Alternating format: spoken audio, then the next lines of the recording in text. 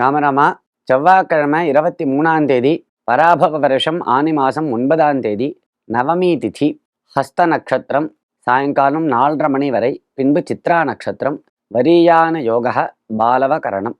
ராகு காலம் மதியம் 3 மணியிலிருந்து 4:30 மணி வரை, யமகண்டகா கார்த்தால 9 மணியிலிருந்து 10:30 மணி வரை.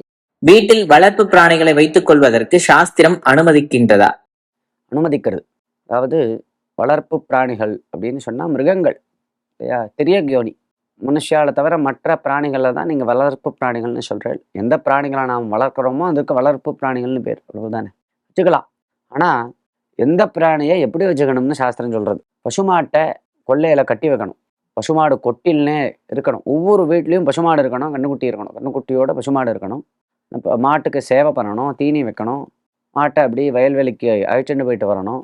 இப்படி பசுமாடு ஒவ்வொரு கிரகத்துலையும் இருக்கணும், கட்டாயம் வளர்க்கணும்னு சாஸ்திரம் சொல்கிறது. பசுமாடு இல்லாமல் இருக்கக்கூடாது அப்படின்னு. ஆனால் எல்லாரும் இப்போ நாய் வளர்க்குறா, பூனை வளர்க்குறா. அதெல்லாம் என்னது அப்படின்னா, நாய்க்கு ஆகாரம் போடலாமா, எல்லாரும் திட்டுறதுக்கு உபயோகப்படுத்துவா. ஏண்டா நாயேன்னு திட்டுறா இல்லையா. ஆனால் நாயை ரொம்ப பூஜ்யமான ஒரு ஸ்தானத்தில் தான் நமது சாஸ்திரம் சொல்கிறது. ஒவ்வொரு நாளும் ராத்திரி சாப்பிட்றதுக்கு முன்னாடி நாய்க்கு உணவு அளிக்க வேண்டும் அப்படின்னு சாஸ்திரம் சொல்கிறது. கார்த்தால காக்காக்கு எப்படி சாதம் போடுறோமோ மாதிரி இரவில் நாய்க்கு உணவு அளித்து விட்டு தான் சாப்பிட்ணும் அப்படின்னு சொல்கிறது.